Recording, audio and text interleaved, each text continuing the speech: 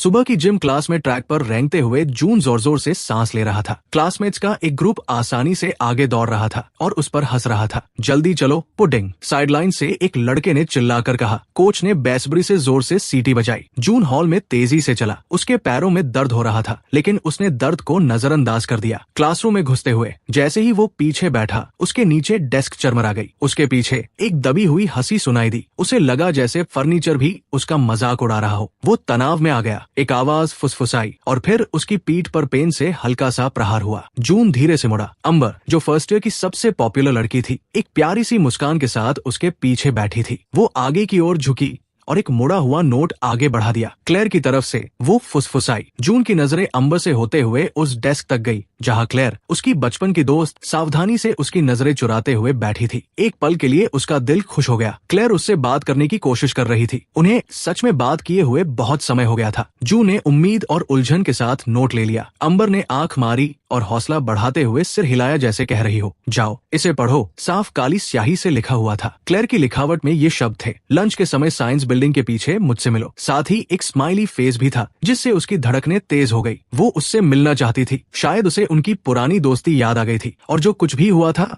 उसके लिए उसे अफसोस था। उसने पीछे मुड़कर क्लेयर को देखा। इस बार उसने उससे आंखें मिलाई, फिर अपना होंठ काटते हुए दूसरी तरफ देखने लगी। शायद वो भी नर्वस थी। अगले 1 घंटे तक वो क्लास में बिल्कुल भी ध्यान नहीं लगा पाया। उसके पेट में अजीब सी हलचल हो रही थी। उसने खुद से कहा कि ज्यादा एक्साइटेड न हो, लेकिन वो खुद को रोक नहीं पाया। वो बहुत अकेला था। क्लेयर के उससे बात करने के ख्याल से ही उसके सीने में दर्दनाक रूप से उम्मीद जाग उठी। जब आखिरकार लंच की घंटी बजी तो जून जल्दी से बाहर निकल गया। शांत हो जाओ, उसने सोचा। शायद वो सिर्फ माफी मांगना चाहती है या फिर से दोस्त बनना चाहती है। जून ने क्लेयर को छाव में खड़े हुए देखा, जो अपने फोन को देख रही थी। वो अकेली थी। जून ने एक झिझकती हुई मुस्कान बिखेरी। हे, जून ने धीरे से कहा, तुम बात करना चाहती थी? क्लेयर बेचैनी से हिली, अपने होंठ चबाते हुए जैसे सही शब्द ढूंढ रही हो। जून का दिमाग तेजी से दौड़ने लगा। क्लेयर, सब ठीक है, तुम मुझे कुछ भी बता सकती हो, उसने प्यार से कहा। क्लेयर ने झटके से अपना सिर उठाया और उसके भाव किसी बहुत ही ठंडे और क्रूर रूप में बदल गए। तुम्हें कुछ भी बता सकती हूँ, उसने दोहराया। क्या तुम्हें सच में लगा था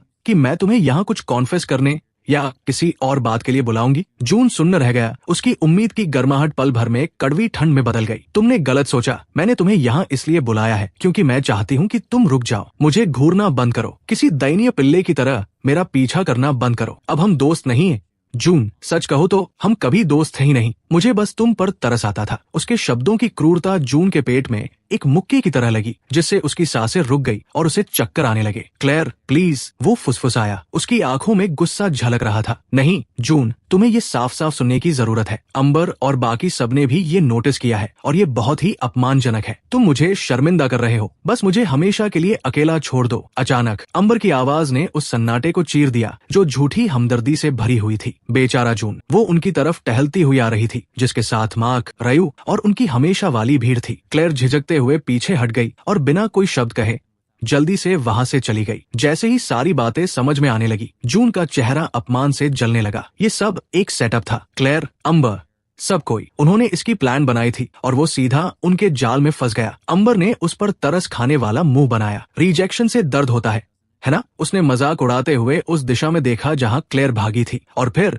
क्रूरता से मुस्कुराई। चिंता मत करो, हम अभी भी तुम्हारे दोस्त रहेंगे। मार्क आगे की ओर झुका। उसके भाव गंभीर हो गए। हाँ, और चूंकि हम दोस्त हैं तो तुम्हें मुझे कुछ कैश उधार देने में कोई परेशानी नहीं होगी, है ना? उनकी हंसी जून के चारों ओर गूंजने लगी, जो तेज और बेरहम थी। उसी पल पास से एक हल्की सी आवाज सुनाई दी, उसे अकेला छोड़ दो। अंबर और बाकी सब उस आवाज की तरफ मुड़े। पास ही एमिली खड़ी थी। वो जून की ग्रेड की एक दुबली और शांत लड़की थी। एमिली ने अपने हाथ आपस में मले। बस रुक जाओ, उसने कहा, ये सही नहीं है। वो ग्रुप कुछ पल के लिए शांत हो गया। फिर अंबर ने बदतमीजी से जवाब दिया। एमिली को बीच में न पढ़ने की चेतावनी दी और कहा कि वे सिर्फ मजाक कर रहे थे। एमिली का चेहरा पीला पड़ गया, लेकिन वो मजबूती से अपनी जगह पर खड़ी रही और पूछा कि ये कैसे मजेदार था जब वे साफ तौर पर उसे चोट पहुंचा रहे थे। रयू ने एमिली की तरफ एक डरावना कदम बढ़ाया। भाग जा यहाँ से चूहिया, जब तक कि तू न चाहे कि अगला मजा हम तेरे साथ ले। उसकी वजह से एमिली का इस सब में घसीटे जाने का ख्याल बहुत भयानक था। आखिरकार उसे अपनी आवाज मिल ही गई। एमिली, ऐसा मत करो। उसने ये सोचकर कहना शुरू किया कि उसे भागने के लिए कहेगा, लेकिन मार्क ने उसे छाती पर जोर से धक्का दिया, जिससे वो पीछे की ओर दीवार से जा टकराया। जून की पीठ में दर्द की लहर दौड़ गई। एमिली चिल्लाई और सहज रूप से आगे बढ़ने लगी। मार्क गुस्से से उसकी तरफ मुड़ा, लेकिन तभी दूर से लंच खत्म होने की घंटी बज उठी। अंबर की एक दोस्त ने पुकारा, टीचर आ रहे हैं। अंबर ने अपनी जीभ चटकाई, जो साफ तौर पर चिढ़ी हुई लग रही थी। उसने जून को आखिरी बार एक ठंडी नजर से देखा। फिर मिलेंगे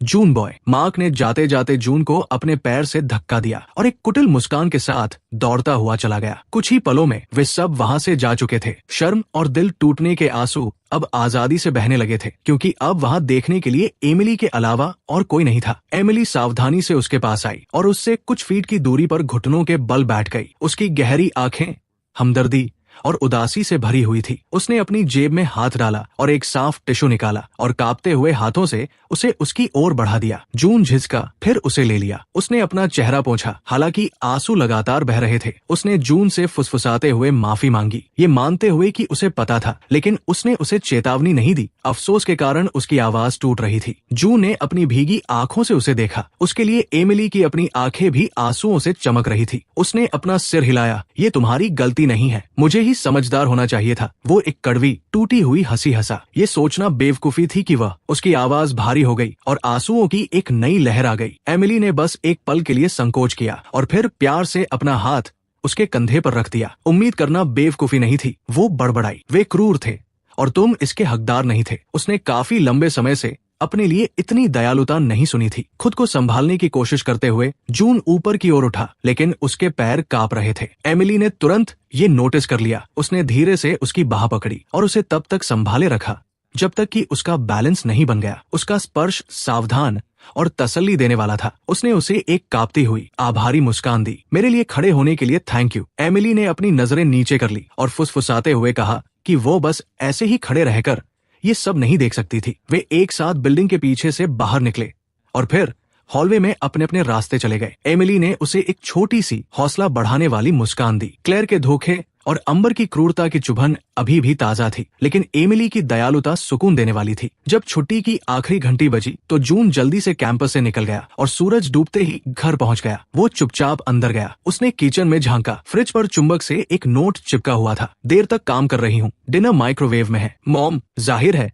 उसकी मॉम घर पर नहीं थी। इन दिनों वो शायद ही कभी सोने के समय से पहले घर आती थी। हमेशा ऑफिस के काम में डूबी रहती थी। जहाँ तक डैड की बात थी, वे उन्हें तब छोड़कर चले गए थे जब जून बहुत छोटा था। जून सीढ़ियों से ऊपर गया और देखा कि उसकी बहन सौ के बेडरूम का दरवाजा आधा खुला हुआ था। उसने उसे अंदर अपनी वैनिटी पर बैठे और बाल संवारते हुए देखा। तुम्हें क्या चाहिए? उसने अपनी आवाज में मौजूद चिढ़ को छिपाने की कोशिश किए बिना पूछा। एक पल के लिए उसने सौ को बताने के बारे में सोचा, लेकिन फिर उसे याद आया कि उसे उसकी परेशानियां सुनना बिल्कुल पसंद नहीं था। कुछ नहीं, उसने आखिरकार बड़बड़ाते हुए कहा। सौ ने उसे ऊपर से नीचे तक देखा। क्या तुम रो रहे थे या कुछ और? उसने अपनी बाहें मोड़ ली और झुंझलाहट में सांस छोड़ते हुए ऐसा व्यवहार किया जैसे उसे कोई असुविधा हो रही हो। कुछ नहीं हुआ, उसने पीछे हटते हुए साफ झूठ बोल दिया। सौ ने अपनी आंखें घुमाई। जो भी हो, बस मुझे शर्मिंदा न करने की कोशिश करना, ठीक है? मेरे पास निपटने के लिए पहले से ही बहुत कुछ है। इसके साथ ही वो वापस अपने शीशे की तरफ मुड़ गई और एक तरह से उसे वहां से जाने के लिए कह दिया, बिना कोई और शब्द कहे।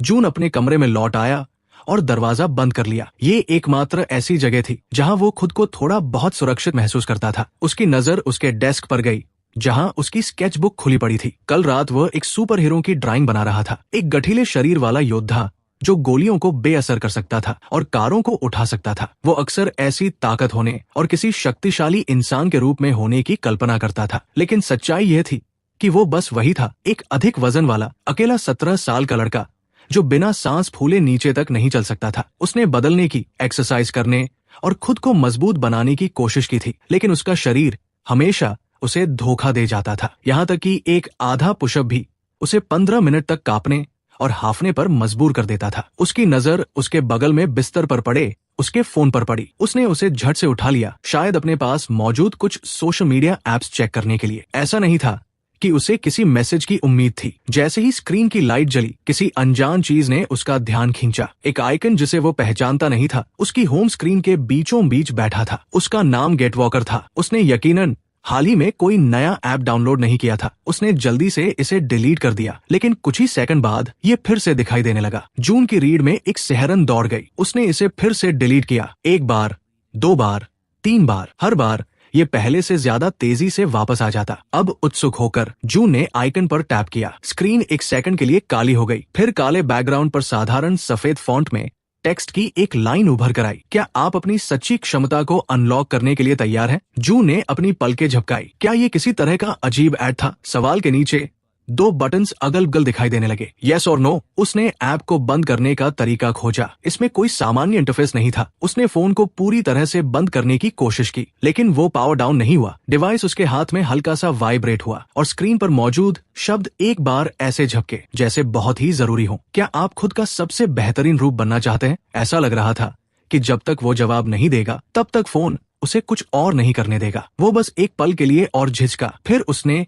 यस पर टैप कर दिया। फोन से एक चकाचौंध करने वाली सफेद रोशनी निकली, इतनी तेज कि जून चीख पड़ा और उसने उसे बिस्तर पर गिरा दिया। फिर उतनी ही तेजी से चमक कम हो गई। जब उसकी आंखों को देखने की आदत हुई तो उसका दिल लगभग रुक ही गया था। वो अब अपने बेडरूम में नहीं था। हर दिशा में शुद्ध सफेद रंग का एक अंतहीन फैलाव था। कोई छत या आसमान नहीं था, बस रोशनी और धुंधले सफेद रंग की एक अनंत जगह थी। हेलो, उसने पुकारा। उसके सामने हवा में टेक्स्ट झिलमिलाते हुए सामने आया। इसमें लिखा था, वेलकम जून, चैलेंज 1, 2 गुना ग्रेविटी में 2 किलोमीटर चलो। इससे पहले कि वो उन शब्दों को पूरी तरह से समझ पाता, जून दर्द से चीख पड़ा, क्योंकि एक अदृश्य शक्ति ने अचानक उसे नीचे की तरफ दबा दिया। 2 गुना ग्रेविटी, चैलेंज के टेक्स्ट ने कहा था। ये असंभव है, उसने घबराते हुए सोचा। वो इतने दबाव में कैसे चल पाएगा? घंटों बीतते हुए महसूस हुए, जबकि वो वही लेटा रहा, अपना सिर उठाने में भी असमर्थ था। धीरे धीरे बेताबी से जून ने जमीन को खरोंचा और अपने कांपते हुए शरीर को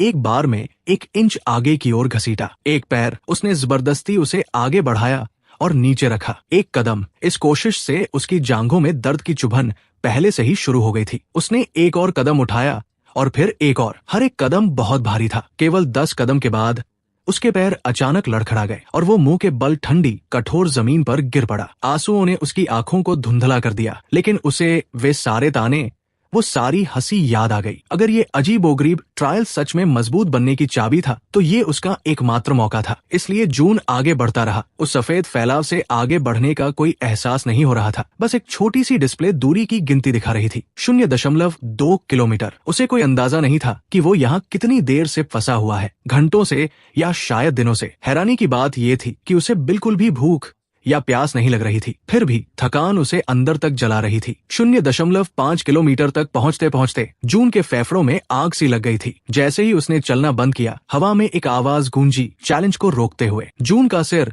झटके से ऊपर उठा। वहाँ कौन है? उसने पुकारा, लेकिन कोई जवाब नहीं मिला। शायद ये ऐप की एक ऑटोमेटेड आवाज थी। शायद वो जरूरत के हिसाब से आराम कर सकता था, लेकिन उसे डर था कि अगर उसने ज्यादा समय लिया तो कोई पेनल्टी न लग जाए। कुछ मिनटों के बाद उसने खुद को जबरदस्ती पैरों पर खड़ा किया। रिज्यूम, वो बड़बड़ाया। डिस्प्ले ने एक एक कदम का जवाब दिया। उसे एक धीमी लय मिल गई, कदम सांस कदम सांस, जिसने उसे एक बार में कुछ मीटर आगे बढ़ाया। उसने स्कूल के ट्रैक की कल्पना की, उन मजाक उड़ाने वाले चेहरों को याद किया। अगर वो रोज उस अपमान को सह सकता था, तो वो इस अकेले ट्रायल को भी पार कर सकता था। अब 1.0 किलोमीटर पर जून के मुंह से राहत की एक चीख निकल गई और वो गिर पड़ा। उसने अपनी आंखें बंद कर ली, बस सांस लेने की कोशिश कर रहा था। शायद ऐप ने किसी गलत इंसान को चुन लिया था। वो कमजोर था। वो एक ऐसा लड़का था जो हमेशा आखिर में आता था, आसानी से हार मान लेता था और कभी पलटकर जवाब नहीं देता था। नहीं, उसके अंदर की एक मजबूत आवाज ने विरोध किया। वो लड़का ऐसा हुआ करता था। वो बदलाव चाहता था, है ना? अगर उसे ऐसा करना पड़ा तो वो इंच इंच करके आगे बढ़ेगा। उसकी नजरों के सामने अंधेरा छाने लगा। वो बस इतना ही जानता था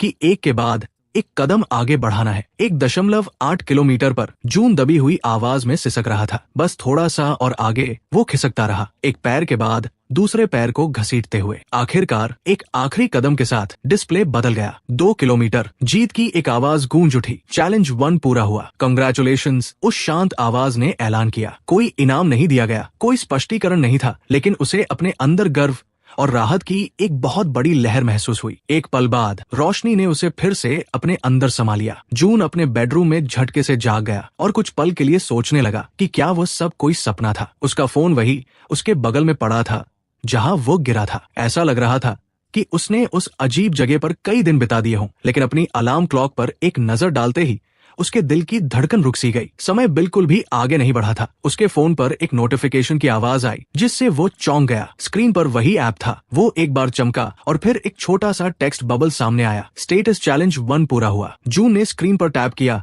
लेकिन कुछ नहीं हुआ। उसने बैक बटन दबाया और इस बार उसने काम किया। ऐप तुरंत बंद हो गया। वो कांपते हुए पैरों पर खड़ा हुआ और उसे हैरानी हुई कि वे मजबूती से टिके रहे। असल में वो स्थिर महसूस कर रहा था। उसे अच्छा लग रहा था। वो अपने कमरे में कुछ कदम चला। उसके शरीर ने आसानी से उसका आदेश माना। वो हमेशा जो भारीपन महसूस करता था वो बहुत कम हो गया था। उसने थोड़ा सा उछलने की हिम्मत की। न केवल उसके दोनों पैर जमीन से ऊपर उठे बल्कि जब वो नीचे आया तो ये लगभग बहुत ही हल्का था। अपनी अलमारी के दरवाजे पर लगे शीशे के पास जाकर उसने देखा वो अभी भी वैसा ही दिख रहा था। गोलमटोल चेहरा, भारी भरकम शरीर, लेकिन कुछ थोड़ा सा अलग था। शायद उसके खड़े होने का तरीका। उसके दरवाजे पर एक हल्की सी दस्तक ने उसे उसकी सोच से बाहर निकाला। उसने जल्दी से दरवाजा थोड़ा सा खोला जिसमें से धुंधले हॉलवे में सौ खड़ी दिखाई दी। वो चिढ़ी हुई लग रही थी। उसकी भौहें तनी हुई थी। वो कैसी आवाज थी? उसने पूछा। क्या तुम गिर गए थे या कुछ और? जून ने अपना सिर हिलाया और जोर देकर कहा कि वो ठीक है। वो बस लड़खड़ा गया था। कोई गंभीर बात नहीं थी। जब उसे कुछ नहीं मिला तो उसने एक आह भरी। ठीक है, आवाज कम करो, मैं पढ़ाई करने की कोशिश कर रही हूँ। वो मुड़ने ही वाली थी कि फिर रुक गई। उसकी आवाज पहले से ज्यादा नरम थी और उसने पहले जो हुआ था उसके बारे में बात की। जून को अपने पेट में ऐंठन महसूस हुई। क्या वो माफी मांगने वाली थी? सौ ने अपना मुंह खोला और फिर बंद कर लिया। अंत में उसने बस अपना सिर हिलाया। कोई बात नहीं, गुड नाइट। वो बिना कोई और बात कहे अपने कमरे की ओर चली गई। उसके अंदर का एक हिस्सा चाहता था कि काश उसने वो बात पूरी की होती और इतनी कठोर होने के लिए माफी मांगी होती, लेकिन ये बस एक ख्याली पुलाव था। जून वापस शीशे के पास लौट आया। बाहर से देखने वाले को वो लगभग वैसा ही दिखता। बड़े बदलाव अंदर से हुए थे। वो इसे महसूस कर सकता था। अगर चैलेंज 1 ने उसके लिए ये सब किया था तो वो जल्द से जल्द और ज्यादा कोशिश करना चाहता था। सोमवार का दिन आ गया और वो स्कूल के अंदर चला। उसके पैर आसानी से चल रहे थे। बिना किसी परेशानी के चलने में उसे बहुत अच्छा लग रहा था। उसने हमेशा की तरह होने वाली दबी हंसी या धक्कों के लिए खुद को तैयार कर लिया था। लेकिन जब तक वो अपने लॉकर तक नहीं पहुंचा तब तक ऐसा कुछ नहीं हुआ। तो क्या ये जून बॉय नहीं है? एक मजाक उड़ाने वाली आवाज ने उसका स्वागत किया। उसने इसे तुरंत पहचान लिया। मार्क, उसके साथ उसका गुंडा दोस्त रयू भी था। जून ने घूंट भरा, खुद को शांत रखने की कोशिश करते हुए। मार्क ने एक ठंडी मुस्कान दी। उसकी आंखें खाली थी। करीब आते हुए उसने शुक्रवार को घंटी बजने पर जून की किस्मत के बारे में बात की। जून ने जल्दी से उन्हें भरोसा दिलाया कि उसने किसी को कुछ नहीं बताया है, टीचर्स को भी नहीं, किसी को नहीं। रयू ने नाक सिकोड़ी। जाहिर है तुमने नहीं बताया। हमारी शिकायत करो और तुम्हारे लिए ये और भी बुरा होगा। जून को थोड़ी सी चिढ़ महसूस हुई। मैं समझ गया, वो बड़बड़ाया। मार्क ने एक भौं उठाई, जून की पहले से ज्यादा मजबूत आवाज को नोटिस करते हुए। वीकेंड पर तुम्हारे अंदर हिम्मत आ गई है। उसने जून के कंधे पर हल्का सा धक्का दिया। अपनी औकात मत भूलना। मार्क हंसा और रयू के साथ वहां से चला गया। लंच के समय जून को कोर्टयार्ड के किनारे एक शांत जगह मिल गई। अक्सर वो अकेले ही खाता था, लेकिन आज कोई उसके पास आया। एमिली अपना लंच बैग पकड़े हुए कुछ कदम की दूरी पर खड़ी थी और उसने जवाब में गर्मजोशी से मुस्कुराते हुए उसे बैठने की जगह देने के लिए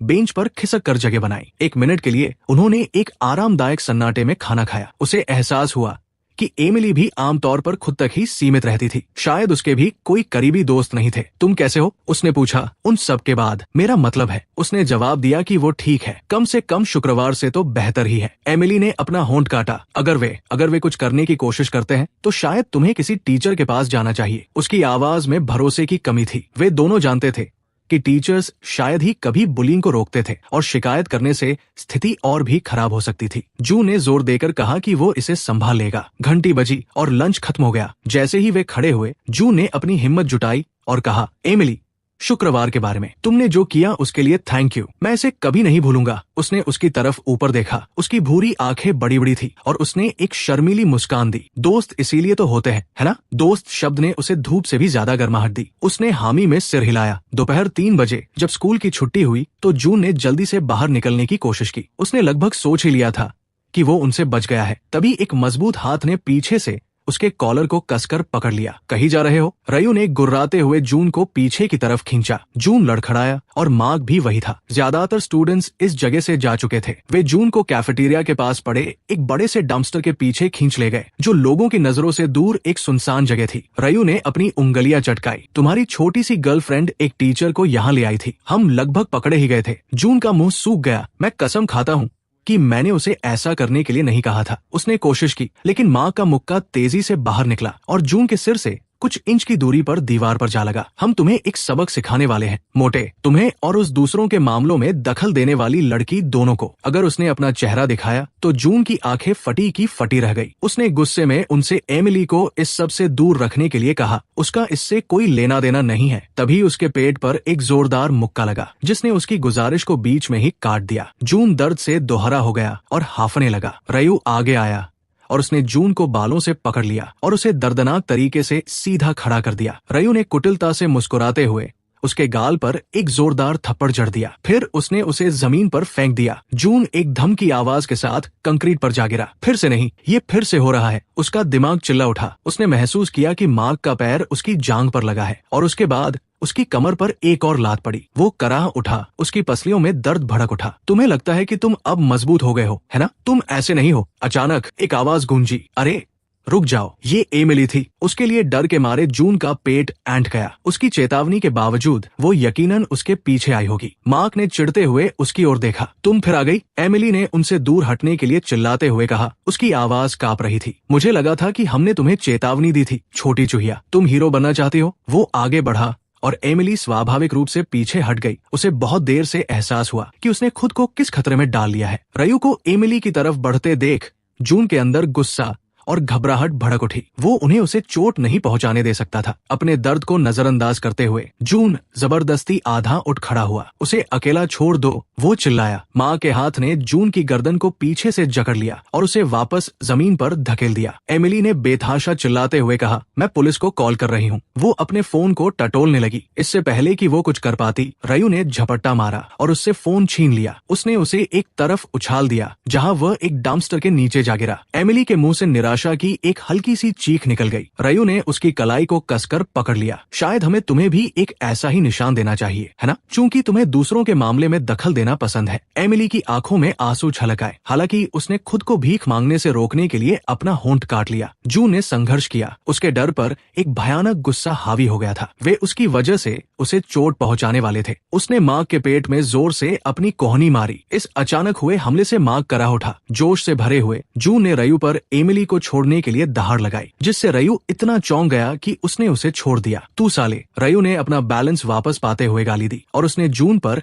एक कसकर मुक्का मारा। ये जून के जबड़े पर जोर से लगा। जून के सिर में भयंकर दर्द की लहर दौड़ गई। किसी तरह उसने अपना होश बनाए रखा। एमिली भागकर जून के पास आई और उसे उठाने में मदद करने लगी। मार्क अब संभल चुका था और गुस्से से लाल पीला हो रहा था। बहुत खेल लिया, उसने रयू पर गुर्राते हुए कहा। इसे पकड़ो। रयू ने जून को पीछे से पकड़ लिया और जून की बाहों को पीछे की तरफ जकड़ लिया। मार्क उसके सामने खड़ा हो गया, जो गुस्से से जोर जोर से सांस ले रहा था। एमिली थोड़ा आगे बढ़ी। प्लीज ऐसा मत करो, उसने गिड़गिड़ाते हुए कहा। उसकी पलकों पर आंसू थे। तुम सच में उसे चोट पहुंचाओगे, यही तो हमारा इरादा है, मार्क ने पलटकर जवाब दिया। उसने अपना मुक्का पीछे खींचा। इस बार उसका निशाना जून का चेहरा था। अचानक ऐसा लगा जैसे समय धीमा हो गया हो, जैसे उसके दृढ़ निश्चय के जवाब में उसकी जेब गर्म हो गई। जून का फोन बहुत तेजी से वाइब्रेट होने लगा। मार्क और रयू दोनों ने जून की जीन्स से निकलने वाली एक हल्की सी चमक पर ध्यान दिया। जून को तुरंत समझ आ गया कि ये क्या था। एक बेताब सी हरकत में उसने अपना पैर झटका और किसी तरह फोन को अपनी जेब से बाहर निकालने में कामयाब हो गया। स्क्रीन पर एक प्रॉम्प्ट चमका, चैलेंज नंबर 2, क्या आप तैयार हैं? इसके लिए उसकी मंजूरी की जरूरत थी। यस, जून पूरी ताकत से चिल्लाया। जून के चारों ओर की दुनिया में सफेद रोशनी फूट पड़ी और पलक झपकते ही जून वहां से गायब हो गया। जैसे ही जून दोबारा प्रकट हुआ, वो एक ठंडी धातु की जमीन पर घुटनों के बल जोर से गिरा। ऐसा लग रहा था कि वह किसी बड़े इंडस्ट्रियल स्पेस में है। जून लड़खड़ाते हुए अपने पैरों पर खड़ा हुआ। उन बुलीज की पिटाई का दर्द जा चुका था। असल में वो तरोताजा महसूस कर रहा था, मानो एंट्री करते ही ऐप ने उसकी शारीरिक स्थिति को रीसेट कर दिया हो। उसके सामने हवा में एक जाना पहचाना तैरता हुआ टेक्स्ट सामने आया, चैलेंज 2, आयरन गोलेम को हराओ। जैसे ही जून ने पढ़ना खत्म किया, वे अक्षर गायब हो गए। उसकी बाई ओर से खुरचने की आवाज आई। जून उस अंधेरे रास्ते की तरफ घुमा। आंखों की तरह दो लाल बत्तियां चमकी। एक भारी धातु की आवाज के साथ जून की सांसें अटक गई। एक आकार सामने आया। ये एक बख्तरबंद सैनिक की तरह बना हुआ एक ह्यूमैनॉइड रोबोट था। उसका दिल जोरों से धड़कने लगा जब वो विशाल ह्यूमैनॉइड रोबोट अंधेरे से बाहर निकला। एक ही पल में उसने छलांग लगा दी। जून की बचने की कोशिश बहुत धीमी साबित हुई। धातु के एक हाथ ने उस पर कुचलने वाली ताकत से मुक्का मारा। हड्डी टूटने की एक भयानक आवाज हुई और फिर कुछ नहीं, अंधेरा। कुछ पलों बाद जून वेयरहाउस के दरवाजे पर हाफते हुए वापस जिंदा हो गया। दृश्य फिर से रीसेट हो गया, मानो वो बुरा सपना फिर से शुरू हो गया हो। वही टिमटिमाती रोशनी, वही क्रेट्स की शांत कतारें। कमरे के उस पार रोबोट भी फिर से रिएक्टिवेट हो जाता है। इस तरह एक भयानक चक्र शुरू हुआ। रोबोट उसे वेयरहाउस की भूल भुलैया में लगातार ढूंढता रहता है और जब भी वो उसे पकड़ता है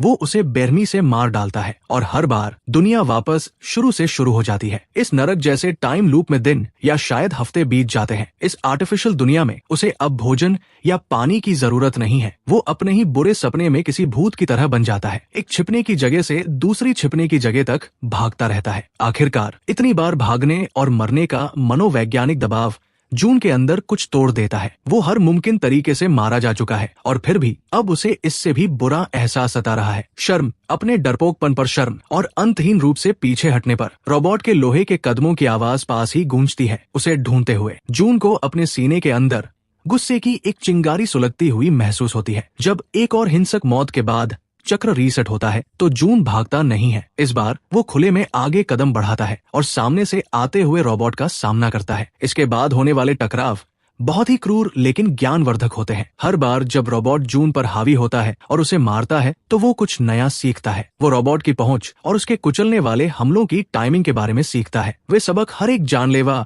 हमले के साथ उसके अंदर अंकित हो जाते हैं। हर बार जिंदा होने के बाद जून पहले से थोड़ा कम नाजुक होकर वापस आता है। शुरुआती कुछ बार जब वो रोबोट के हमलों को रोकने की कोशिश करता है तो उसके हाथ किसी टहनी की तरह टूट जाते हैं, लेकिन जैसे जैसे वो बार बार जिंदा होता है उसकी हड्डियां और मजबूत होती जाती है। जल्द ही वो अपना बचाव करने के लिए अपने हाथ उठा सकता है और हड्डियां टूटने के बजाय उसे सिर्फ गहरी चोटें आती है। उसकी त्वचा सख्त हो जाती है, यहाँ तक कि उसकी इंद्रियां भी तेज हो जाती है। जो एक तरफा कत्लेआम के रूप में शुरू हुआ था वो अब एक भयानक ट्रेनिंग रेजिमेंट में बदल रहा है। एक निर्णायक प्रयास में जून सब कुछ एक साथ समझ लेता है। जैसे ही रोबोट उसकी तरफ बढ़ता है वो शांत रहता है और अपने कदमों को वैसे ही एडजस्ट करता है जैसे उसने सीखा है। जब लोहे का वो दैत्य अपना मुक्का मारता है तो जून बस कुछ इंच की दूरी से एक तरफ खिसक जाता है। वो अपनी कोहनी को रोबोट के हाथ के जोड़ में दे मारता है। इस हमले से धातु थोड़ी सी पिचक जाती है। रोबोट जो कुछ पल के लिए अपना बैलेंस खो बैठता है फिर से हमला करने के लिए घूमता है, लेकिन जून अनगिनत मौतों से मिली तेजी के साथ पहले ही आगे बढ़ चुका होता है। वो अगले वार से बचने के लिए नीचे झुकता है और उछलकर रोबोट की पीठ पर सवार हो जाता है। एक भयानक चीख के साथ वो उस मशीन के सिर के चारों ओर अपने हाथ कस लेता है। रोबोट उछलता है और छटपटाता है। जून को एक कंक्रीट के खंभे पर दे मारता है, लेकिन वो लोहे जैसी पकड़ के साथ उसे पकड़े रहता है। रोबोट की गर्दन टूटते ही धातु के फटने की एक भयानक आवाज होती है। अपने आखिरी झटके में रोबोट जमीन पर गिर पड़ा। उसका सिर जून के गुस्से से टूटकर अलग हो चुका था। इस अचानक छाए सन्नाटे में हाफते हुए उसे एक नोटिफिकेशन मिलता है कि ट्रेनर को हरा दिया गया है। वो लड़खड़ाते हुए पीछे हटता है। उसकी नजरें उस टूटे हुए रोबोट पर टिकी है जिसने उसे इतनी बार मारा था। लड़ाई खत्म हो गई है, लेकिन कुछ अजीब था। कई मिनटों के बाद भी कुछ नहीं हुआ। वो अभी भी वहाँ अकेला खड़ा था। उसे एक डरावनी सच्चाई का एहसास हुआ। सिस्टम ने साफ तौर पर कहा था कि उसे आयरन गोलेम को हराना है, फिर भी नोटिफिकेशन ने ट्रेनर की हार का ऐलान किया था। जून ने अभी ठीक से सांस भी नहीं ली थी कि एक नए झटके ने जमीन को हिला दिया। वेयरहाउस के दूसरे छोर पर एक बहुत बड़ा स्लाइडिंग डोर खुलने लगता है। उसके पार अंधेरा है, तभी दो विशाल अंबर रंग की बत्तियां जल उठती है। उस काले खालीपन से एक विशाल आयरन गोलेम कदम बाहर रखता है। अगर पिछला रोबोट एक बुलडोजर था तो ये पैरों पर खड़ी एक पूरी इमारत है। उसके हाथ पेड़ के तनों जितने मोटे हैं और उसके हाथ इतने बड़े हैं कि वे एक कार को कुचल सकते हैं। लेकिन जून यहाँ तक हार मानने के लिए नहीं आया है। वो अपने पैर जमाता है और अपनी मजबूत मुट्ठियां उठाता है। ये आखिरी चैलेंज आ गया है और वो इसका डटकर सामना करेगा। आयरन गोलेम पहले हमला करता है। उसका एक विशाल हाथ पूरी ताकत से नीचे की तरफ आता है। जून खुद को एक तरफ उछाल देता है और कुचले जाने से बाल बाल बचता है। इसके बाद एक ऐसी लड़ाई शुरू होती है जो जून ने पहले कभी नहीं लड़ी थी। वो मलबे के बीच से गुजरता है और पागलों की तरह उसकी कोई कमजोरी ढूंढने की कोशिश करता करता है। जब भी उसे मौका मिलता है वो तेजी से जवाबी हमले करता है। उसके वार से आयरन गोलेम के कवच पर बस हल्के से निशान पड़ते हैं। हर मिनट आयरन गोलेम जून को थका रहा है। जब गोलेम किसी तरह जून को पकड़ने और दबाने में कामयाब हो जाता है तो उसे महसूस होता है कि उसकी पसलियां मुड़ रही है और टूटने की कगार पर है। फिर भी वो एक दर्दनाक चीख के साथ खुद को आजाद कर लेता है। वो कुछ पल के लिए बेहोश हो जाता है और फिर से लड़ने की भयंकर इच्छा के साथ होश में आता है। ऐसा लगता है जैसे उसका शरीर अब मरने से ही इनकार कर रहा हो। जून एक आखिरी कोशिश के लिए खुद को संभालता है। वो और आयरन गोलेम दोनों ही लड़ाई शुरू होने के समय की तुलना में धीमी गति से आगे बढ़ रहे हैं। गोलेम को काफी नुकसान पहुंचा है। जून खुद भी बुरी तरह घायल है, लेकिन वो अभी भी खड़ा हो सकता है। एक गहरे दृढ़ निश्चय को जगाते हुए वो अपने टूटे हुए शरीर को उस विशाल दुश्मन की ओर सीधे दौड़ने के लिए मजबूर करता है। आयरन गोलेम का विशाल हाथ उसके सिर के बस कुछ इंच ऊपर से गुजरता है और वो बाल बाल बच जाता है। जून गोलेम के पैरों तक पहुंच जाता है। एक भयानक दहाड़ के साथ वो अपने कंधे को एक हथौड़े की तरह उस राक्षस के पहले से ही घायल घुटने पर दे मारता है। इस टक्कर से आखिरकार वो हासिल हो जाता है जो सैकड़ों मुक्के नहीं कर पाए थे। एक कान फोड़ देने वाली आवाज के साथ आयरन गोलेम का पैर मुड़ जाता है। वो दैत्य अपना बैलेंस खो देता है। वो खुद को संभालने की कोशिश करता है, लेकिन जून पहले से ही अपने पैरों पर खड़ा है और वो अपना पूरा वजन गोलेम के दूसरे पैर पर डाल देता है। आयरन गोलेम के गिरते ही एक जोरदार धमाका होता है। जून उछलकर आयरन गोलेम की चौड़ी छाती पर बैठ जाता है। आखिरकार उसके पास एक बहुत ही महत्वपूर्ण चीज पर वार करने का खुला मौका है। गोलेम के धड़ के बीच से एक हल्की नीली चमक बाहर आ रही है जो उसके पावर कोर की तरह लग रही है। एक भयानक चीख के साथ जून अपनी मुट्ठी उठाता है और उसे एक हथौड़े की तरह नीचे मारता है। उस वार से कवच पर एक गड्ढा बन जाता है। वो पीछे हटता है और दर्द से चीखते हुए फिर से वार करता है। जून ने उसी जगह पर मुक्कों की लगातार बारिश कर दी। अपनी टूटी हुई उंगलियों के साथ जून अभी भी उस चिंगारी निकालते हुए छेद में हाथ डालता है और उसकी मुट्ठी में जो भी आता है उसे पकड़ लेता है। गर्म केबल्स का एक बंडल जो कि कोर का ही एक हिस्सा है, अपनी बची हुई पूरी ताकत लगाकर आयरन गोलेम उसके नीचे कांपने लगता है। उसकी चमकती हुई आंखें एक बार झिलमिलाती है और फिर बुझ जाती है। उसका बचा हुआ हाथ एक भारी आवाज के साथ बेजान होकर जमीन पर गिर जाता है। चैलेंज नंबर 2 पूरा हुआ। उसके चारों ओर वेयरहाउस का दृश्य सफेद रोशनी में घुलने लगा। Congratulations challenger. जैसे ही दुनिया धुंधली हुई वो शांत आवाज बोली। जब जून ने अपनी आंखें फिर से खोली तो वो वापस स्कूल के पीछे था। वो उसी पल में वापस आ गया था जब वो गया था, बिल्कुल वही जहां उन बुल्लीज ने उसे घेरा था। असल दुनिया में समय बिल्कुल भी आगे नहीं बढ़ा था। सारा नजारा जमा हुआ था। मार्क का मुक्का अभी भी जून के चेहरे की तरफ आ रहा था, लेकिन जून अब वो लड़का नहीं रहा था जो कुछ पलों पहले असहाय खड़ा था। उसने बचने की कोशिश भी नहीं की। मुक्का सीधे जून पर लगा, फिर भी उसे कुछ महसूस नहीं हुआ। इसके बजाय ये मार्क था जो दर्द के मारे अपना हाथ झटकते हुए तेजी से पीछे हट गया। जून ने देखा कि रयू ने उसे अभी भी कसकर पकड़ा हुआ था। उसने रयू का हाथ पकड़ लिया और उसे ऐसे उठाया मानो उसका कोई वजन ही न हो। बस एक हल्का सा दबाने पर उसने महसूस किया कि रयू की कलाई टूट गई है, जिससे रयू दर्द से चीखने लगा और अपने घुटनों पर गिर पड़ा। ये क्या है? मार्क हैरानी से चिल्लाया क्योंकि जून रयू की पकड़ से फिसल गया था। जून शांति से माँ का सामना करने के लिए मुड़ा। उसने जो कुछ भी सहा था उसके बाद इन दोनों बुल्ली से निपटना किसी बच्चे के साथ खेलने जैसा लग रहा था। मार्क ने गुस्से में जून के चेहरे पर मुक्का मारा।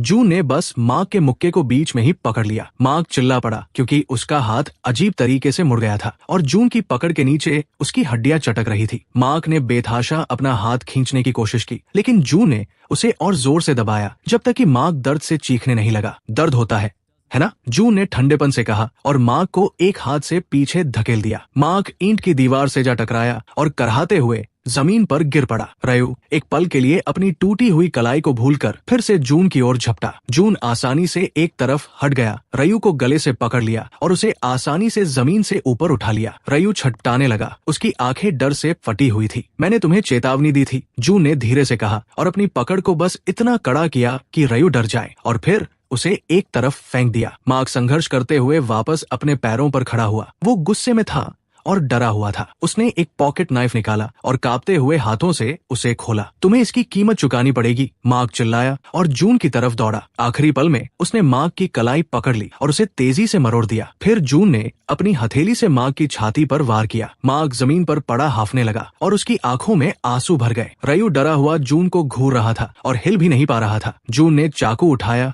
उसे बंद किया और उन दोनों बुलीज को घूर कर देखा। ध्यान से सुनो, अगर तुम में से कोई भी दोबारा मेरे या एमिली के पास आया तो मैं सिर्फ हड्डियां ही नहीं तोड़ूंगा। दोनों लड़कों ने जल्दी से सिर हिलाया। उनकी आंखों में डर साफ दिख रहा था। जून के पीछे आखिरकार एमिली ने हरकत की। उसकी आवाज कांप रही थी, लेकिन चिंता से भरी थी। सब ठीक है, उसने धीरे से उसे भरोसा दिलाया और हारे हुए बुली से मुंह फेर लिया। मार्क और रयू ने उस पल का फायदा उठाकर लड़खड़ाते हुए अपने पैरों पर खड़े होने की कोशिश की। एमिली का चेहरा आंसुओं से भीगा हुआ था, लेकिन उसकी आंखों में एक चमकती हुई राहत थी। मुझे यकीन नहीं हो रहा। तुमने कैसे? क्या तुम सच में ठीक हो? जू ने किसी तरह एक हल्की सी मुस्कान दी। मैं ठीक हूँ एमिली। सच में? उसे एहसास हुआ कि वो पहले से कहीं ज्यादा सीधा खड़ा था। उसके कंधे तने हुए थे। एमिली को उसकी आंखों से आंखें मिलाने के लिए अपना सिर थोड़ा ऊपर उठाना पड़ा। ऐसा लग रहा था कि एमिली ने अभी जो कुछ भी देखा था उसके बारे में वह दर्जनों सवाल पूछना चाहती थी, लेकिन उसने अपना होंठ काट लिया, क्योंकि वो पक्के तौर पर नहीं जानती थी कि उसे पूछताछ करनी चाहिए या नहीं। स्कूल में अगले कुछ दिन जून के लिए एक अजीब सी धुंध में गुजर गए। कैफेटेरिया के डंपस्टर के पीछे जो हुआ उसकी अफवाहें तेजी से फैल गई। कैसे मार्क और रयू रहस्यमय तरीके से पिट गए थे। कुछ लोगों ने कहा कि किसी अनजान अपरक्लासमैन ने उन्हें पीटा है। दूसरों ने फुसफुसाते हुए कहा कि ये वही मोटा लड़का था जिसने अजीब तरीके से उन्हें हरा दिया था। बहुत कम लोगों ने दूसरी बात पर विश्वास किया और जून ने खुद को सबसे दूर ही रखा। बुधवार की शाम को जून ने जानबूझकर अपने सारे बचे हुए काम पूरे कर लिए। उसने अपनी मॉम और सौ को बताया कि वो एक हफ्ते के लिए बाहर रहेगा और उनसे कॉल न करने के लिए कहा, क्योंकि उसे पूरी तरह से पता था कि वो क्या करने जा रहा है। जब उसने उस रहस्यमय ऐप को खोला तो वो धीरे से चमका। चैलेंज नंबर 3 अनलॉक हो गया है। बिना किसी हिचकिचाहट के जून ने चैलेंज 3 पर एक्सेप्ट दबाया, जिससे उसका कमरा एक शानदार सफेद रोशनी में डूब गया। जब उसने अपनी आंखें खोली तो वो एक और नई दुनिया में खड़ा था। ये जगह उस खालीपन या वेयरहाउस जैसी बिल्कुल नहीं थी। उसने खुद को चिलचिलाती धूप के नीचे एक विशाल खुले परिदृश्य में पाया। नोटिफिकेशन सामने आता है। चैलेंज 3 गुना ग्रेविटी और अत्यधिक गर्मी की स्थिति में 1,00,000 पुशअप्स और 10,000 किलोमीटर की दौड़ पूरी करो। उसका पुराना रूप डर गया होता और तुरंत पीछे हट गया होता, लेकिन अब नहीं। उसने याद किया कि पहले 2 चैलेंजेस कितने असंभव लग रहे थे, फिर भी उसने उन पर जीत हासिल की थी। उसे कोई डर नहीं लग रहा था, सिर्फ एक दृढ़ निश्चय था। अचानक तुरंत ही एक भारी वजन उसके ऊपर आ गिरा। 3 गुना ग्रेविटी एक्टिवेट हो गई थी। जून लड़खड़ाया, लेकिन सीधा खड़ा रहने में कामयाब रहा। जून ने एक गहरी सांस ली और तुरंत उसे इसका पछतावा हुआ, क्योंकि गर्म हवा ने उसके गले को झुलसा दिया था। ठीक है, वो खुद से बड़बड़ाया। 1 पुशअप, 2, 3, 10 पर उसके हाथ कांपने लगे। 15 पर वे जलने लगे। उसने गिरने से पहले खुद को जबरदस्ती 20 तक पहुंचाया। अभी 99,800 और करने हैं। वो एक रूखी हंसी के साथ हाफने लगा। थोड़ी देर आराम करने के बाद उसने फिर से कोशिश की। उसके हाथ मजबूत थे, लेकिन दुगनी ग्रेविटी के खिलाफ अपने भारी शरीर को धक्का देना जल्द ही यातना का एक नया रूप बन गया। वो दर्द के हावी होने से पहले किसी तरह 30 पुशअप्स कर पाया। 15वें दिन तक उसे मति भ्रम होने लगा था। अंबर की हंसी गूंज रही थी। हार मान लो मोटे। 60वें दिन वो बीच दौर में गिर पड़ा। उसकी नजरों के सामने अंधेरा छा रहा था। एमिली की एक परछाई सामने आई जो पानी की बोतल दे रही थी। तुम जितना सोचते हो उससे कहीं ज्यादा मजबूत हो, उसने फुसफुसाते हुए कहा। उसने उस भ्रम को पी लिया और भी तेजी से दौड़ने लगा। जून जानता था कि इसमें बहुत समय लगेगा। समय के साथ वो इसके अनुकूल हो गया। उसकी मांसपेशियां मजबूत हो गई और उसने हजारों पुशअप्स और सिटअप्स किए और सैकड़ों किलोमीटर की दौड़ पूरी कर ली थी। उसका शरीर तेजी से बदल गया। उसका फैट कम हो गया और लीन मसल बन गई। बीच में कभी कभी जून अपनी शारीरिक सीमाओं तक पहुंच जाता था, जिससे उसे पूरी तरह से ठीक होने के लिए 1 हफ्ते तक आराम करना पड़ता था। एक बार तरोताजा होने के बाद उसने एक नए दृढ़ निश्चय के साथ अपनी एक्सरसाइजेस शुरू की। आखिरकार ऐसा लगने लगा जैसे सालों बीत गए हों। अब बस दौड़ना बाकी था। अभी भी सैकड़ों किलोमीटर आगे थे। दृढ़ निश्चय के साथ उसने हार नहीं मानी। जैसे ही वो फिनिश लाइन के करीब पहुंचा, उसने आखिरी दौड़ के लिए अपनी सारी ताकत जुटा ली। उस अनदेखी फिनिश लाइन को पार करते ही जीत की एक घंटी जोर से गूंज उठी। जून रुक गया, हाफते हुए और जीत के साथ। आखिरकार चैलेंज पूरा हो गया था। एक नोटिफिकेशन सामने आता है। चैलेंज नंबर 3 पूरा हुआ। उसने ये कर दिखाया था। सारे टास्क पूरे हो गए। वो गर्म जमीन पर घुटनों के बल गिर पड़ा। जब रोशनी एक चकाचौंध करने वाली चमक में बदल गई तो उसने अपनी आंखें बंद कर ली और इसे अपने ऊपर छाने दिया। वो खुद को वापस अपने बेडरूम में पाता है। उसे बहुत पसीना आ रहा था, इसलिए उसने अपनी टी-शर्ट उतार दी। धीरे धीरे जून अपने पैरों पर खड़ा हुआ। उसने फुल लेंथ शीशे में खुद को देखा। जो परछाई उसने देखी उसने उसकी सांसें रोक दी। अपनी पूरी ऊंचाई पर खड़े होकर उसका शरीर इतना छरहरा और गठीला हो गया था जिसे सिर्फ एक एथलेटिक कहा जा सकता था। उसकी जॉलाइन तीखी और मर्दाना थी, यहाँ तक कि उसकी आंखें भी बदली हुई लग रही थी। उसके दरवाजे पर अचानक हुई दस्तक ने उसे उसके ख्यालों से बाहर निकाला। जून, ये सौथी, क्या तुम वापस आ गए हो? अपनी बहन को देखने के ख्याल से जून भावनाओं में बह गया। उसने बहुत लंबे समय से उसे ठीक से नहीं देखा था। खैर, वो अब देखने ही वाली थी। जून ने जवाब दिया कि वो जाग गया है, ये महसूस करते हुए कि उसकी आवाज भारी और ज्यादा स्थिर लग रही थी। दरवाजा खुला। सौ ने इजाजत का इंतजार नहीं किया, वो ऐसा शायद ही कभी करती थी। उसने अंदर कदम रखा, एक हाथ में फोन था और उसकी आंखें आखिरकार उसे देखने के लिए ऊपर उठीं। समय मानो रुक सा गया था। सौ का मुंह सचमुच खुला का खुला रह गया। उसने तेजी से अपनी पलकें झपकाई, जैसे उसे यकीन हो कि वो गलत देख रही है।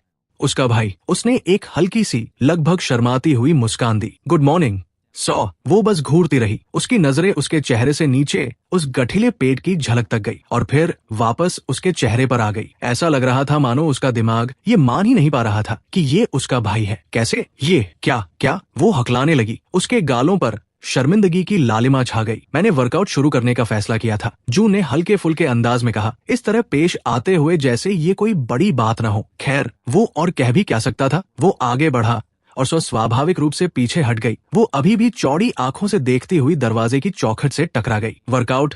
उसने धीरे से दोहराया। उसकी नजर उसके पीछे गई। तुम्हें पता है, एक्सरसाइज। मेरे पास कुछ मोटिवेशन था, उसने कहा। उस आखिरी शब्द में लोहे जैसी एक सख्ती थी जिसने सौ को चौंका दिया। उसने अपना मुंह खोला, शायद माफी मांगने या आगे सवाल पूछने के लिए, लेकिन कोई आवाज नहीं निकली। इसके बजाय उसकी आंखें नीची हो गई। उसके चेहरे पर शर्म और पछतावा साफ दिख रहा था। मुझे जाना होगा, उसने बुदबुदाते हुए कहा, और वो उससे नजरें नहीं मिला पा रही थी। वो उल्टे पांव घूमी और लगभग भाग ही गई। जून ने चैन की सांस ली। उसे असहज करने में कोई खुशी नहीं मिली, लेकिन उसका मन भी उसके पीछे भागने का नहीं किया। उनके रिश्ते को फिर से बनने में समय लगेगा। अगर कभी बना तो उसे कुछ साल पहले के अपने कुछ पुराने कपड़े याद आए। उसने उन्हें पहन लिया। फिर उसने अपना स्कूल बैग उठाया और बाहर निकल गया। हर एक कदम नया और फुर्तीला महसूस हो रहा था। स्कूल के दरवाजे के पास पहुंचते हुए उसे एक घबराहट भरी खुशी महसूस हुई। क्लास से पहले कोर्टयार्ड इधर उधर घूमते स्टूडेंट से भरा हुआ था। जून सिर ऊंचा करके और सीधे पोस्चर के साथ अंदर चला। लगभग तुरंत ही उसने महसूस किया कि सबकी नजरें उसकी तरफ मुड़ रही है। पहले कुछ लोग और फिर फुसफुसाहटों की एक बढ़ती हुई लहर सुनाई देने लगी। वो कौन है? उसने एक लड़की को अपनी दोस्त से फुसफुसाते हुए सुना। क्या वो नया है? एक दूसरी आवाज बड़बड़ाई। जूनियर लड़कियों का एक ग्रुप तो उसे खुलेआम घूर रहा था। एक लड़की तो शर्म से लाल हो गई जब जून ने अनजाने में उससे आंखें मिलाई। वो अपने लॉकर की ओर जाने वाले मुख्य रास्ते पर मुड़ गया। बास्केटबॉल टीम के दो लड़के लॉकर्स पर टिके हुए थे और जैसे ही जून पास आया वे अनजाने में ही एक तरफ हट गए। जैसे ही उसने अपना लॉकर बंद किया वो पीछे से आए किसी शख्स से लगभग टकरा ही गया। एक हल्की सी सांस की आवाज के साथ वो पलटा और उसने खुद को एमिली के आमने सामने पाया। उसने उलझन में उसकी तरफ देखा। एक्सक्यूज मी, मुझे माफ करना, मैं ढूंढ रही थी, उसने शुरू किया, क्योंकि शुरुआत में वो उसे पहचान नहीं पाई थी। फिर उसकी आंखें फटी की फटी रह गई। जून, वो फुसफुसाई। जिस तरह से उसने उसका नाम लिया उससे उसका दिल पिघल गया। सब में से उसे उसके रिएक्शन की सबसे ज्यादा परवाह थी। उसे अचानक शर्म आ गई और वो अपनी गर्दन के पीछे रगड़ने लगा। हे एमिली। एमिली अचानक आगे बढ़ी और उसे कसकर गले लगा लिया। मैं बहुत परेशान थी, तुम स्कूल नहीं आए और कई दिनों तक टेक्स्ट का जवाब ही नहीं दिया, उसने कहा। जून ने पलकें झपकाई, फिर जवाब में अपनी बाहों को उसके चारों ओर लपेट लिया। आई एम सॉरी, वो बड़बड़ाया। एमिली थोड़ा पीछे हटी और अब वो शर्म से बुरी तरह लाल हो रही थी, क्योंकि उसे एहसास हुआ कि वो स्कूल के बीचों बीच एक बहुत ही छरहरे और गठीले जून को गले लगा रही थी और वो शर्मिंदा थी। आई एम सॉरी, बात बस इतनी है कि तुम इतने। जून धीरे से हंसा। मुझे पता है कि ये बहुत ज्यादा है, मैं सब कुछ समझा दूंगा, मेरा वादा है। एमिली ने सिर हिलाया। उसने उसकी तरफ देखकर मुस्कुराया और उसे फिर से वो गर्मजोशी महसूस हुई। वो एमिली से उसकी क्लासरूम पर लंच के समय मिलने के वादे के साथ विदा हुआ। जैसे ही वो अंदर गया कमरा शांत हो गया। उसकी टीचर जो बीच वाक्य में थी वो भूल गई कि वे क्या कह रही थी। कुछ छात्रों के मुंह से जोर की आवाज निकली, जून। टीचर ने आखिरकार ऐसे पूछा मानो वे अपने रोस्टर में कोई नया छात्र देख रही हूँ। हाँ मिसेस पार्ड, मुझे देर हो गई, इसके लिए माफी चाहता हूँ। उसकी आवाज ने कुछ और लोगों का ध्यान खींचा। हे भगवान, तुम दिख रहे हो, उसने शुरू किया, फिर खुद को संभाला और अपना गला साफ किया। पूरी सुबह जून को लगातार घूरती हुई नजरों और फुसफुसाहटों का सामना करना पड़ा। उसने विनम्रता से जवाब दिया, लेकिन उन्हें बढ़ावा नहीं दिया। हालांकि जिस बात ने उसे खुशी दी वो कम से कम एक इंसान को इस सारी अटेंशन पर जलते हुए देखना था। अम्बर, उसने पहली बार उसे क्लासेस के बीच हॉलवे में देखा, जो लॉकर्स के पास अपने ग्रुप के साथ खड़ी थी। जब अम्बर ने उसे कॉरिडोर में आते हुए देखा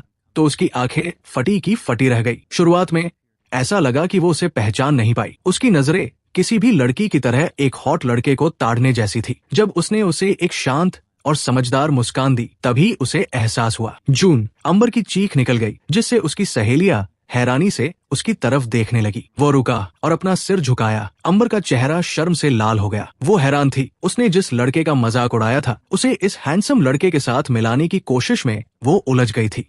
तुम दिख रहे हो, वो हकलाने लगी और फिर एक सीखी हुई फ्लर्टी मुस्कान बिखेरी। तुम बहुत अच्छे लग रहे हो। उसकी चमचियों ने एक दूसरे की तरफ देखा। उनमें से एक, मरिस ने बीच में कहा, हाँ मतलब सच में बहुत अच्छे। जून को उनकी इस साफ दिखने वाली चापलूसी पर घिन आई, लेकिन उसने एक विनम्र दिखावा बनाए रखा। थैंक्स। वो आगे बढ़ने ही वाला था, लेकिन अम्बर ने हाथ बढ़ाकर धीरे से उसकी बाह को छू लिया। हे, मैं बस लड़कियों को इस शुक्रवार रात अपने घर पर होने वाली पार्टी के बारे में बता रही थी। तुम्हें जरूर आना चाहिए, बहुत मजा आएगा। उसकी आवाज कुछ ज्यादा ही मीठी थी। खुद को हंसने से रोकने के लिए जून को अपनी पूरी इच्छा शक्ति लगानी पड़ी। यही तो बात है, उसने सोचा। वो पॉपुलर लड़की अब मुझे चाहती है। उसने अपनी बाह पर रखे उसके हाथ को तब तक देखा जब तक कि उसने उसे हटा नहीं लिया और फिर सीधे उसकी आंखों में देखा। शुक्रवार को पार्टी? तुम्हें पता है कि ये सब मुझे पसंद नहीं है, उसने ठंडेपन से कहा। अम्बर ने पलकें झपकाई। इस रिजेक्शन से वो हैरान थी। सबसे पॉपुलर लड़की होने के नाते उसे लड़कों के इस मौके के लिए तरसने की आदत थी। उसने एक छोटी सी घबराई हुई हंसी हंसी, ये मानकर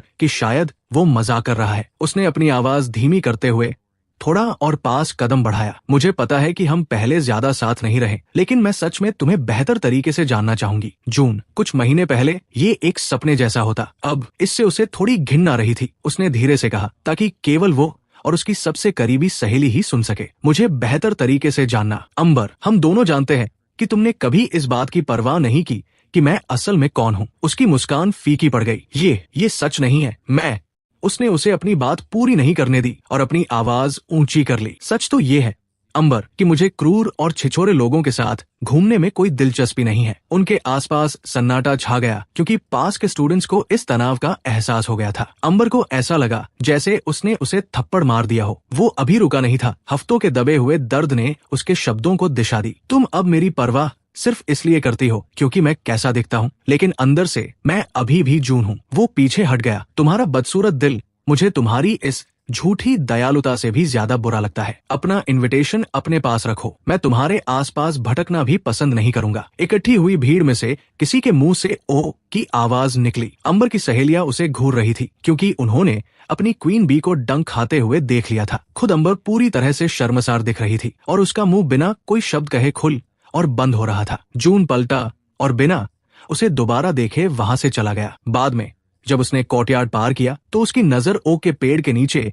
एक जानी पहचानी बेंच पर पड़ी। क्लेयर वहां अकेली बैठी थी और घबराहट में अपने फोन के साथ खेल रही थी। क्लेयर ने जून को तुरंत देख लिया, मानो वो उसी का इंतजार कर रही थी। वो जल्दी से सीधी होकर बैठ गई और कुछ बोलने के लिए अपना मुंह खोला, लेकिन जून ने उसकी तरफ देखा तक नहीं। वो चलता रहा। रुको जून, क्लेयर ने आवाज दी। उसकी आवाज में बेचैनी थी। उसने उसकी आस्तीन पकड़ ली, बेताबी से उसे रोकने की कोशिश करते हुए। जून ने झटके से अपनी बाह छुड़ा ली और मुड़कर उसे ऐसी ठंडी नजरों से देखा कि वो पीछे हट गई। मुझे मत छुओ, हम दोस्त नहीं हैं। तुमने साफ कर दिया था कि तुम मुझसे कोई मतलब नहीं रखना चाहती जब मैं तुम्हारी परफेक्ट छवि में फिट नहीं बैठता था। क्लेयर की आंखें फटी की फटी रह गई। उसके चेहरे पर दर्द और हैरानी साफ दिख रही थी। उसने कुछ कहने की कोशिश की, लेकिन जून ने उसकी बात को बीच में ही काट दिया। रहने दो क्लेयर, जाकर मुझे न पहचानने का नाटक करो। तुम इसी में सबसे अच्छी हो। क्लेयर की आंखें फटी की फटी रह गई। उसके चेहरे पर दर्द और हैरानी साफ दिख रही थी। प्लीज जून, वो फुसफुसाई। मेरे पास कोई रास्ता नहीं था। अम्बर और बाकी सब, उन्होंने मुझ पर दबाव डाला। उन्होंने कहा कि अगर मैंने उनका साथ नहीं दिया तो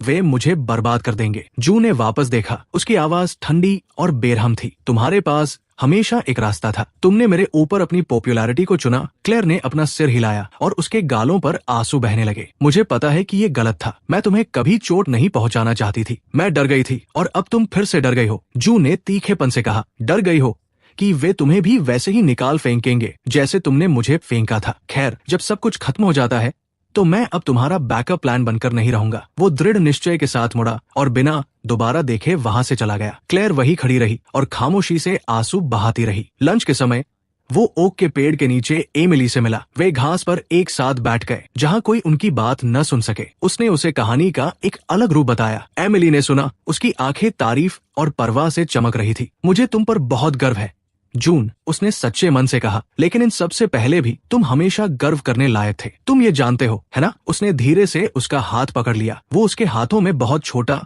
और मुलायम लग रहा था। जब मुझे जरूरत थी तब तुम वहां थी। मेरे लिए यही सब कुछ है। एमिली ने उनकी उलझी हुई उंगलियों को देखा और फिर वापस उसकी आंखों में देखने लगी। इतने करीब झुकते हुए उसे एहसास हुआ कि उसके होंठ थोड़े खुले हुए थे। इससे पहले कि वो ज्यादा सोच पाता, जून आगे झुका और उसने उसके माथे पर एक प्यार भरा चुंबन दिया, क्योंकि वो अभी होठों पर चूमने के लिए ज्यादा आश्वस्त नहीं था। ये एक प्यार भरा इशारा था जिसने उसे अपनी आंखें बंद करने और सुकून से मुस्कुराने पर मजबूर कर दिया। दिन के अंत तक जब वो सिर ऊंचा किए एमिली के साथ स्कूल से बाहर निकला तो उसने सोचा कि उसकी पुरानी जिंदगी का अध्याय सच में बंद हो चुका है। लेकिन जिंदगी की कुछ और ही योजनाएं थी। जैसे ही वो और एमिली एक प्यार भरे गले लगने के बाद अलग हुए, जून को अपनी जेब में एक जाने पहचानी और अजीब सी वाइब्रेशन के साथ अपने फोन के बजने का एहसास हुआ। इसे बाहर निकालते हुए उसने स्क्रीन पर चमकते हुए आइकन को देखा। एक नया मैसेज उसका इंतजार कर रहा था। स्टेज 2 एडवेंचर मोड अनलॉक हो गया है। स्क्रीन अब सफेद नहीं बल्कि एक डरावनी लाल रोशनी के साथ धड़क रही थी। एक वार्निंग सामने आई, क्या आप आगे बढ़ना चाहते हैं? उस पल